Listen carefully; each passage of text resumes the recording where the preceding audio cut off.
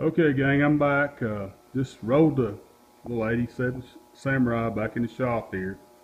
Been working on the motor. Still ain't got nothing in there yet. There's just basically everything. Everything's still just like it was when I had it outside. Uh, do have the motor in here though, and been through it. Put some front and rear main seals in it. Put a new timing belt on it. Put a new turbo on it. You see that right there. Uh, the old one probably been alright, but when you got a brand new one laying here on the floor and you got something out and easy to change out, you might as well go ahead and do it, and you'll be that far ahead. You see, got my oil return line in there in the side of the block going in the journal. Got the oil pan replaced. I took that oil pan off of a TDI. Can't see it real good right there, but I had to cut it down. If you don't cut them, folks, they won't fit down over the front axle when you got to set them down in the block, and then you got all kinds of trouble there. You're trying to get everything lined up, and you get it down in there, and it's laying on the front axle. So when you get started here, just go ahead and get you an oil pan, find you another. If you don't want to use the good one that's on it, if you want to save it, but take it and let somebody get some good measurements on it, or you get good measurements on it, preferably, if you know what you're doing, and let somebody cut it down, weld it back up, do a water test on it, and go from there. I had mine done down in Cherokee, North Carolina, by War Paint Fabrication. Brock and the boys down there, they took it to them, and they had it done in about a day, bring it home. I got a small powder coating business here, so I powder coat it. What I'm showing you back here is, this is the adapter plate. You get that from Acme. I don't know if you can read it across the top there. Got my finger in the way. But that's the plate that you have to make this motor made up with a Suzuki transmission. So you got to drill a few holes and do some minor alterations. The biggest alteration you have to do is you got to cut the back of the crank off. I'm thinking that's what I'm doing. No, the instructions from Jeff Kerr's board says to leave 5/32 left on the back of the crank, and what I done is just measured the depth of the flywheel and marked it up there on the back of my crank, and got a cutting wheel and cut it off, and then trued it up with a grinding wheel, and stuck my pressure plate on. Got my clutch on. The clutch I got from Jeff Kerr and the boys out there also. It's actually one of them heavy duty clutches that I think you get from Cal Molly. So if you don't want to go straight through Acme adapters, you can order it yourself from them. But that thing holds all the torque and all the horsepower this little fella's going to put out. So it's important to get a clutch that's going to be able to stand it. I guess you could go with a standard clutch. I don't like pulling transmissions and replacing clutches, so my opinion, put a good one on to start with, and you're that far ahead. So with all that taken care of, if you look right back here on the back of the head, this little gold-looking anodized piece, I got this from Acme adapter. It's got your water temperature probe, fits right down in here. The back probe, of course, is coming in from a heating core element, but nifty little deal. It's got a real good seal system on the back of it, 2 bolts. When you're ordering your kit, make sure you get that with it also. Went through and checked all my valves. This 1.9 has hydraulic valves. I don't know if you can see them or not. Try to get down in there.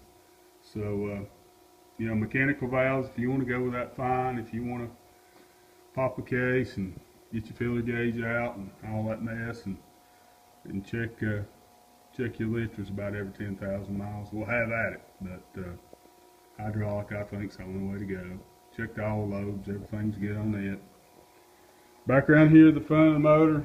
I told you I got this motor from Canada, from Canada catalyst. Like I said, you call up there, you can look them up on the worldwide internet doohickey thing, but Andrew went far and beyond and really helped me out. All stock, I mean, ain't nothing changed on it. Showing you a little bit of the pump right there. Right here's the plumbing. When you get your instructions and go to reading, Jeff lays it out pretty simple, but you're going to have to go to the hardware, and you're going to have to go to the auto parts, and you're going to have to go up the stairs and walk around and look, and he gives a whole lot of numbers. It's real laid out there, real self-explanatory. But you'll be able to get all your hoses that you need, but you got to mate them all up. You got to lay that one out and lay that one out. I'm trying to point and film it both times, but it's aggravating. It's not complicated, it's aggravating, but mainly you got to get up here to the oil cooler. And this is oil cooler. I've heard some people say they're junk, some people say they're something, but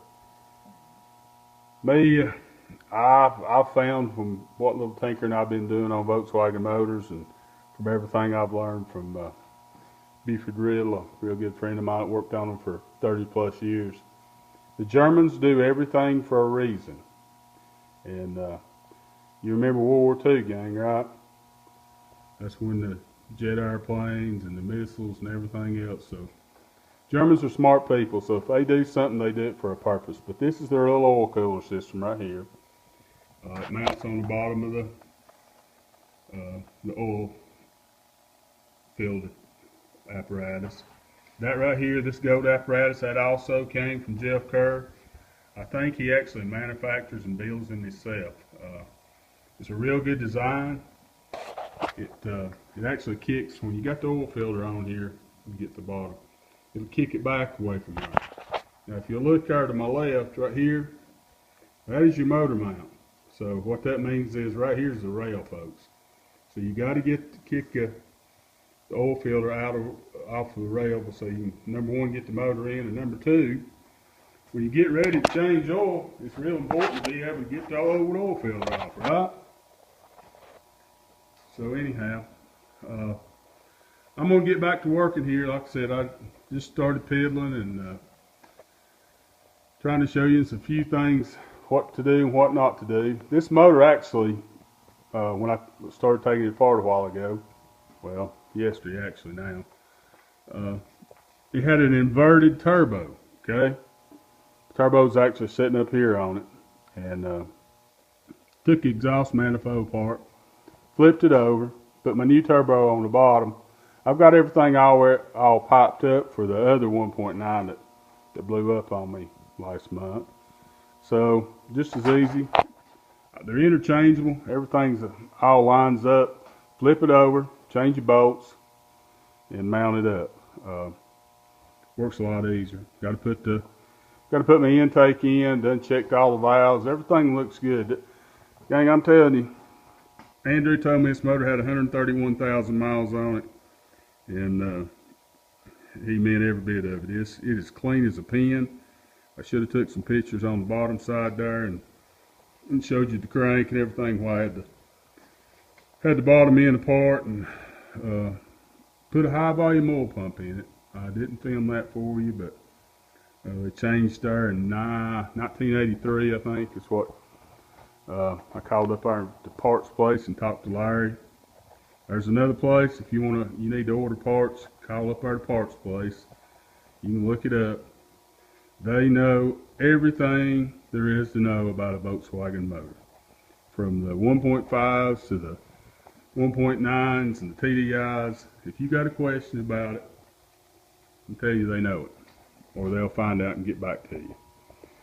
So I'm going to cut it off right now. I'm going to put my intake on, put the motor mounts on right here on this side, and I got to get ready to mount my alternator up. My alternator goes right here. Haven't put the bracket on it yet, but I'm going to, and I'll make another video here in a minute. Hopefully this is, what, Friday, Thursday, Friday? I don't know. I'm retired. Time time runs together on me. Don't really pay much attention, but hopefully in about another couple, 3 days, 4 to most, depending on how the weather is, we'll have us a video about putting this in and easiest ways to do it and how to do it and the little things I've learned here and there. And there's a lot of tricks to it. I mean, there really are. If you're a pretty good mechanic and you got a lot of patience, no big deal.